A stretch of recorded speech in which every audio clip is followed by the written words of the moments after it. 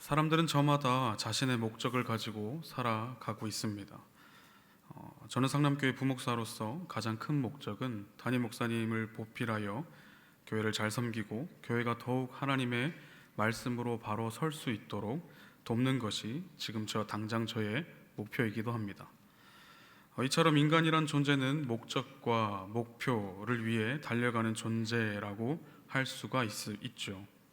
그 목표를 이루기 위해, 그리고 그 목표를 취하기 위해, 그 목적을 달성하기 위해 달려가는 모습을, 우리의 모습을 통해 우리는 알게 됩니다. 그리고 우리 주위의 사람들을 통해서도 그 모습을 보게 되는 것이죠. 혹자는 목표가 없는 삶은 죽은 삶, 죽은 인생이라고도 이야기하는 것처럼 목적과 목표는 인간인 우리에게 굉장히 중요한 것이다 라고 할 수도 있는 것입니다. 그런데 가끔 목표를 위해 수단과 방법을 가리지 않는 사람들을 보게 됩니다. 목표가 과정과 수단을 정당화시키게 되는 것이죠. 그 목적과 목표가 굉장히 아름답고 멋진 목표라고 할지라도 세상은 그것을 옳지 않다 이야기합니다. 하물며 그 목적이 세속적이고 물질적이고 사회가 말하는 도덕적인 규범과 다르다면 우리는 그런 사람들을 향해 손가락질을 하고 비판하기도 합니다.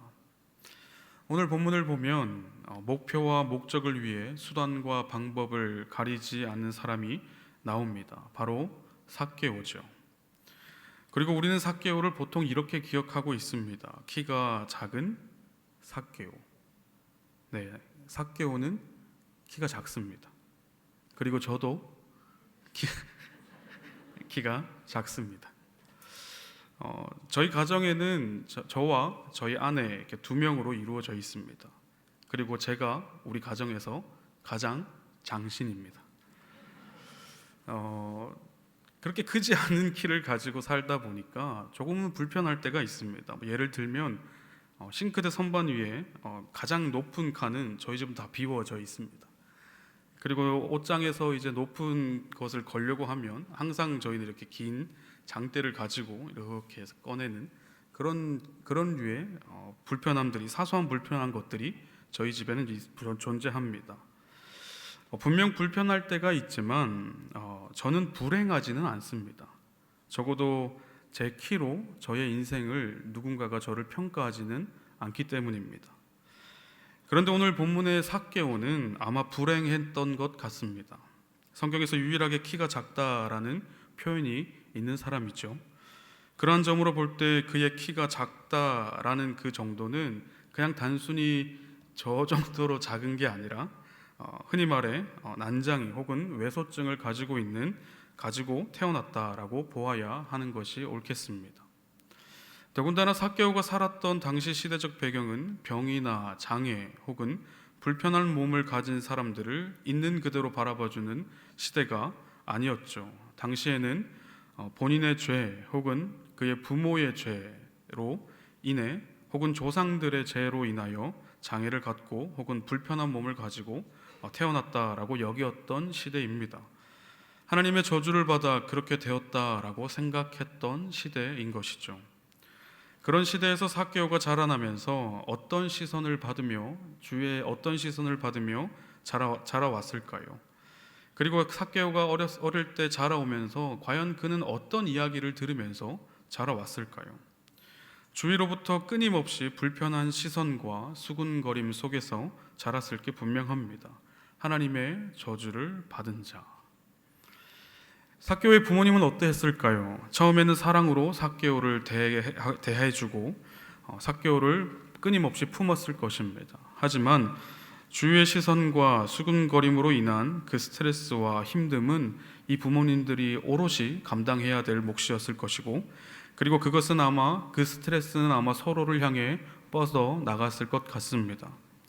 당신은 도대체 무슨 죄를 저질렀길래 우리 아이가 이렇게 태어났냐고, 당신 부모 중에 하나님께 큰 죄를 지은 사람이 있지는 않느냐고, 도대체 어떤 죄인의 집안이길래 그런 아이가 태어났냐라고 서로 싸우는 모습을 삭개오가 보며 자랐을 수도 있겠습니다. 요한복음 9장에도 이와 비슷한 이야기가 나오지요. 날 때부터 소경된 자의 이야기가 요한복음 9장에 나오게 됩니다. 예수님과 제자들이 그곳을 지나며 그를 보게 되었고, 제자들은 예수님께 이렇게 질문합니다. 이 사람이 맹인으로 난 것이 누구의 죄로 인함입니까? 라는 질문을 예수님께 건네는 것이죠. 아프면 죄로 인해 그렇다라는 인식이 가득한 그런 시대 속에서 삭개오가 자라났던 것입니다. 그리고 삭개오는 이 시기에 그의 가치관, 그리고 목표가 아마 설정되었던 것 같습니다. 물질이면 내가 이러한 모욕적인 말과 불편한 시선들을 받지 않아도 되겠구나라는 마음이 어린 삭개오 마음 가운데 자리 잡게 된 것이죠. 하나님의 저주를 받은 죄인이 로마의 통치를 받고 있었던 이스라엘에서, 그것도 세리도 아닌 세리의 장이 되었다라는 이 사실은 무엇을 의미하겠습니까? 삭개오가 얼마나 치열하게 그리고 악착같이 살았는지를 우리는 추측해 볼 수 있는 것이죠. 최선을 다해 목적과 목표를 위해 수단과 방법을 가리지 않고 결국엔 자신이 추구했던 목표와 목적을 이룬 삭개오의 모습을 우리는 오늘 보게 되는 것입니다. 설교 도입부에 말씀드렸던 것처럼 수단과 방법을 가리지 않고 자신의 목표와 목적을 위해 살아온 인생의 세상적인 가치와 물질적이고 세속적인 목표와 목적을 위해 살아왔다면 우리는 결코 그것을 잘했다 칭찬할 수 없을 것입니다. 오히려 손가락질을 하게 되는 것이죠. 그런데 잘 생각해 보면 우리도 그런 삶을 살고 있지는 않은지 스스로 돌아보아야 합니다. 내가 원하는 것이 진정 무엇인가? 내가 바라고 있는 것이 무엇인가? 내가 정말 이루고 싶고 내가 목표하는 것이 과연 무엇인가? 그리고 나는 그 목표와 그 목적을 위해서 어떠한 수단과 어떠한 방법을 사용하고 있는지를 한번 되돌아보아야 한다라는 것이죠. 어쩌면 우리는 오늘 삭개오처럼 살아가고 있을지도 모르겠다라는 것입니다. 그렇게 목적과 목표를, 수단과 방법을 가리지 않고 그 목적과 목표를 이뤘던 이 삭개오의 마음 가운데 어느 날 근본적인 문제, 근본적인 질문이 마음 가운데 생겨나기 시작합니다. 물질로도 명예로도 권력으로도 채울 수 없는 그 공허함이 자신을 가득히 채운 것을 발견하게 됩니다. 그리고는 소식을 듣게 되는 것이죠. 예수님이 지나간다라는 소식을 듣게 됩니다. 더군다나 자신처럼 세리였던 자를 제자로 삼아 주었다는 이 이야기는 삭개오로 하여금 더욱더 예수님을 궁금하게 만들었을 것입니다. 당시에 예수님은 슈퍼스타였고 예수님을 보기 위해 많은 군중들이 예수님을 둘러쌌겠죠. 삭개오는 키가 작았고 예수님을 볼 수 없었습니다. 그리고 그는 돌무화과 나무에 올라가 예수님을 바라보게 됩니다. 그런데 놀라운 일이 일어나게 되죠.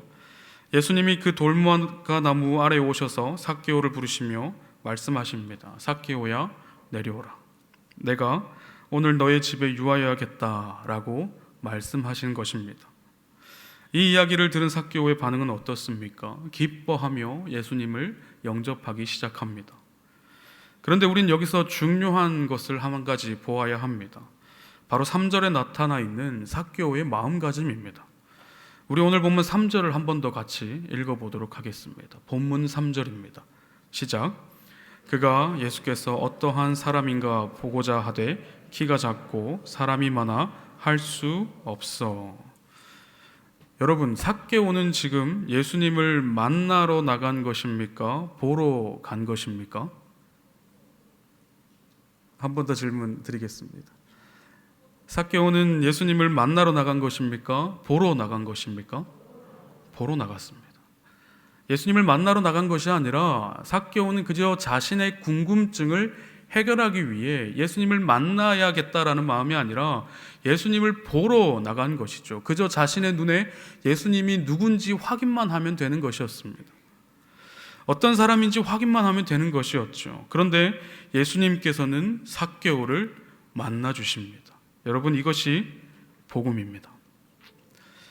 나를 만나 주시는 예수님, 나는 예수님을 구경하러, 예수님을 그냥 보러 갔지만 예수님이 나를 만나 주시는 것, 그것을 우리는 복음이라고 부르고 있습니다. 이러한 축복이 저와 여러분들과 여러분들 자녀들 가운데 가득하시기를 축복합니다. 삭개오가 예수님을 그러면 어떻게 알게 되었는지도 우리는 중요하게 보아야 할 것인데, 삭개오가 예수님이 여리고로 온다는 소식을 어떻게 들었을까요? 당시에는 TV도 없고 핸드폰도 없고 SNS도 없고 아무것도 없던 시절이었죠. 그런데 삭개오는 예수님이 여리고성으로 온다는 소식을 어떻게 알게 되었을까요? 누군가가 삭개오에게 이야기한 것입니다. 혹은 누군가가 삭개오 옆에서 예수님의 이야기를 하게 된 것이죠. 그래서 삭개오가 예수님에 대해서 듣게 된 것입니다.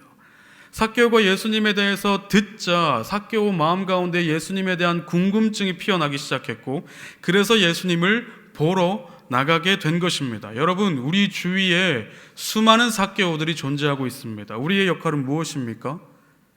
그들에게 예수님을 이야기하는 것이겠죠.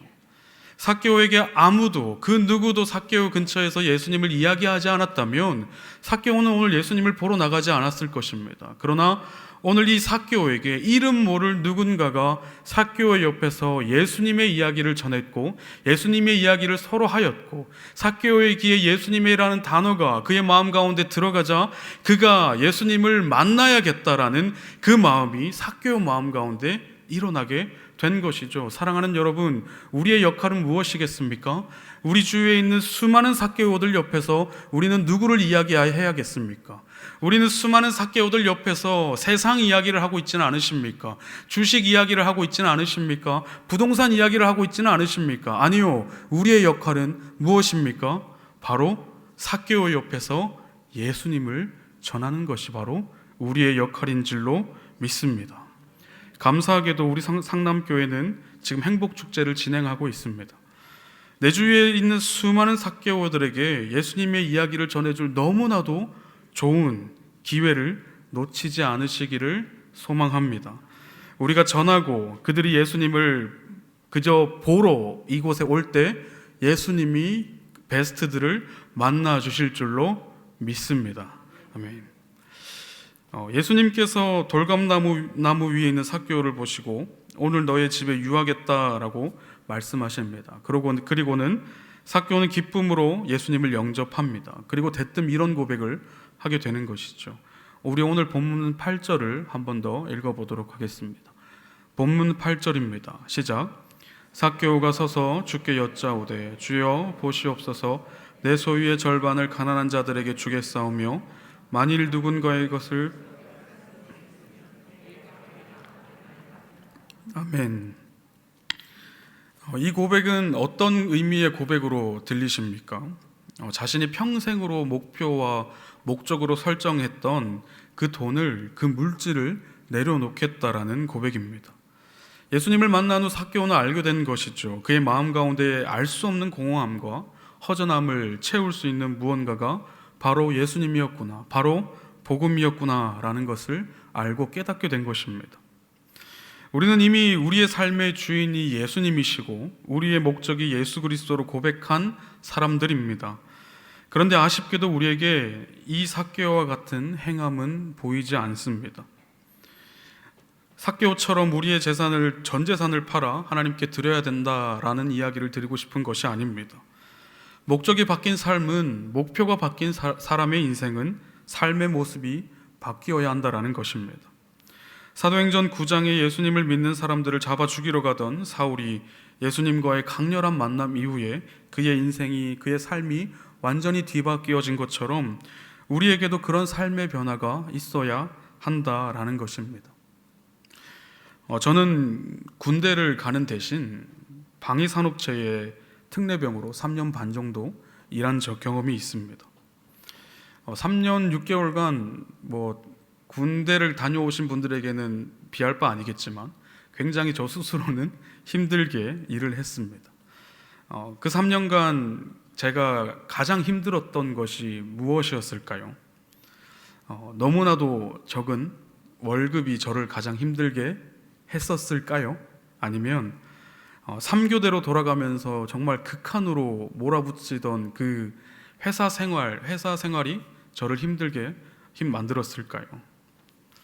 아니면 바로 옆에서 일하던 외국인 친구 니키라는 친구가 안전수칙을 지키지 않고 실수를 하는 바람에 기계에 손이 빨려 들어가서 손이 불구가 된 그 장면을 바로 옆에서 본 그 순간이 가장 힘들었을까요? 언제 제가 가장 힘들었을까요? 교회 때문에 가장 힘들었습니다. 교회를 다닌다는 것이 직장인들에게 얼마나 사치스러운 일인지 수요 예배, 금요 철야를 가기 위해 그 시간을 회사에 나는 이 시간에 예배를 드리러 가야 하니 이 시간은 회사에 다닐 수 없겠습니다. 그 시간에는 일을 할 수 없습니다라는 이 이야기가 얼마나 다른 직장 동료들에게 말도 안 되는 일인지 이렇게나 욕을 먹을 일인지 그제서야 알게 되었습니다. 더군다나 저는 술도 안 하고 담배도 안 하고 모든 자리를 피하다 보니까 자연스럽게 저는 따돌림을 당하고 있었습니다. 특히나 너무나도 괴로웠던 것은 제가 같이 함께 일했던 부서의 반장님이 저를 너무나도 힘들게 했습니다. 박 반장님이셨는데요. 박 반장님은 병적으로 교회를 싫어하시던 분이었습니다. 그냥 교회를 싫었습니다. 뉴스에나 혹은 신문에 교회 이야기, 잘못된 이야기가 조금만 나와도 저를 불러서 이거 보라고, 지금 교회가 이렇게 하면 되겠냐고 라고 이야기하시며 저를 엄청 못살게 굴었습니다. 그리고 심지어 제 이름이 권혁준인데 제 이름을 부르지도 않았습니다. 저를 권개독이라고 불렀습니다. 무슨 뜻인지 다 아시죠? 권개독 이리 와봐 이렇게 이야기하시면서 저를 막 갈구고 힘들게 하는데 이유가 없습니다. 저는 일을 굉장히 열심히 했고 잘한다고 생각했고 지게차도 굉장히 잘 몰았습니다. 그런데 저를 싫어하고 저를 핍박한 이유는 단 한 가지, 교회를 다녔던 이유이기 때문입니다.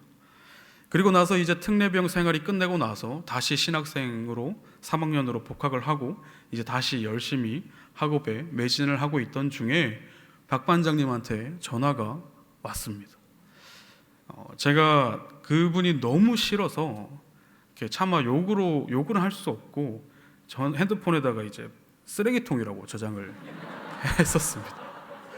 박쓰레기통이라고 적어놨었는데 제가 이렇게 신학교에서 생활을 하다가 이제 박쓰레기통한테 전화가 온 것을 보고 제가 너무나 마음에 갈등이 일어났습니다. 다시 이제 신학교 안에서 하나님 품에 들어와서 뭔가 이렇게 열심히 하려고 하는데 그것을 보자마자 지난날에 그 아팠던 힘듦과 어려움들이 막 다시 저에게 찾아오면서 저를 힘들게 했습니다. 그래서 받지 않으려고 하다가 왠지 이 전화를 받아야 되겠다라는 그 마음 가운데 울림이 있었고 그 전화를 받았습니다.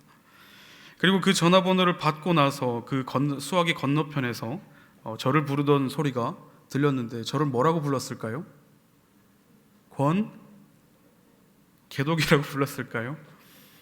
굉장히 저는 그 전화를 받고 너무너무 충격에 빠졌었는데 굉장히 수줍은 목소리로 저에게 권전도사님이라고 부르는 겁니다. 저는 다른 사람인 줄 알고 잘못 꼬셨나 이렇게 하고 번호를 확인해 봤지만 맞았습니다. 권전도사님이라는 이 단어가 저에게 너무나도 충격적으로 다가온 것이죠. 결론만 말씀드리면 그 박 반장님이 지금은 박 집사님이 되셨습니다. 그리고 2017년에 안수 집사님이 되셨다는 소식을 제가 전에 들었고 제가 그게 너무 기뻐서 성경책 한 권을 선물로 보내드린 기억이 있습니다. 그리고 지금은 저를 권 개독이 아니라 권 목사님으로 불러주시고 계시고 지금도 종종 통화하고 계십니다. 아직도 그 회사에 다니시는데 지금 신우회를 만들려고 노력하고 있다라는 이야기를 최근에 들었습니다. 이 이야기는 박 집사님에게 저작권 허락을 받았고 예화로 써도 된다고 해서 함께 나누게 됩니다. 여러분, 어떻게 전도를 했고 또 어떤 그 가정 가운데 어떠한 많은 일이 있었는지를 설명하기엔 너무 길지만 확실한 것은 이분이 박 반장님일 때의 삶과 박 집사님의 삶은 완전히 바뀌었다라는 것입니다.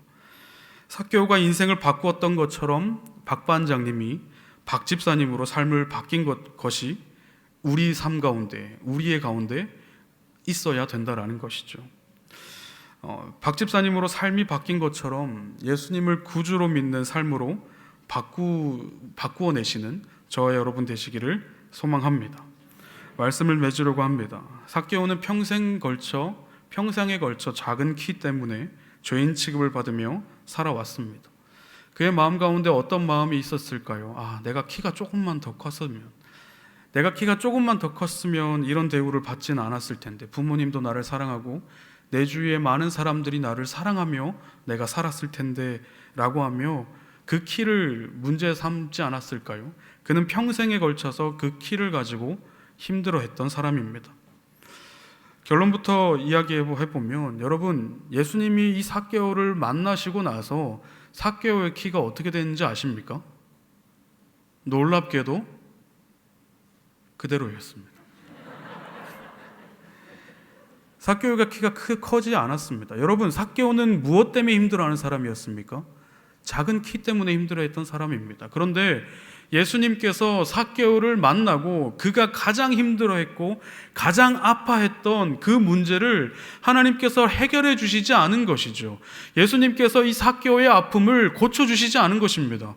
예수님께서 이 삭개오의 아픔을 모른 척 하셨나? 예수님께서 이 삭개오는 너는 그냥 계속 키가 작게 살라라고 그냥 그렇게 삭개오를 내버려 두신 건가? 라고 생각이 들 법하죠. 삭개오는 키는 계속 작았고 앞으로도 작을 것입니다. 그런데 그의 인생이 바뀌었습니다. 그가 무엇으로 인해 바뀌었습니까? 복음.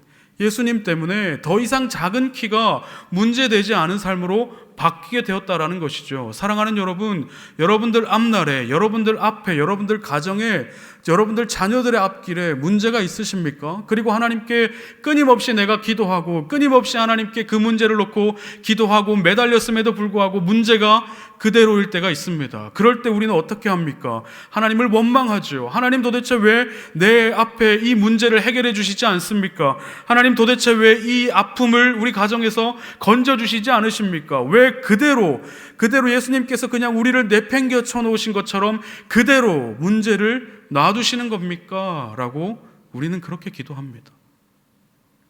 사랑하는 여러분, 삭개오에게 더 이상, 예수님을 만난 이후에 삭개오에게 더 이상 작은 키가 문제가 되지 않았다라는 것을 여러분들 기억하시기를 소망합니다.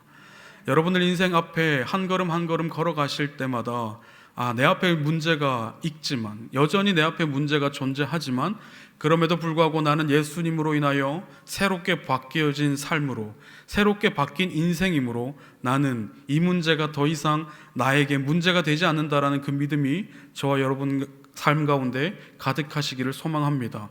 사랑하는 여러분, 큰 문제보다 더 큰 하나님을 믿으시기를 소망합니다. 여러분들 삶 가운데 앞에 놓여져 있는 그 문제보다 더 크고 위대하신 예수 그리스도의 복음을 믿는 저와 여러분 되시기를 축복합니다.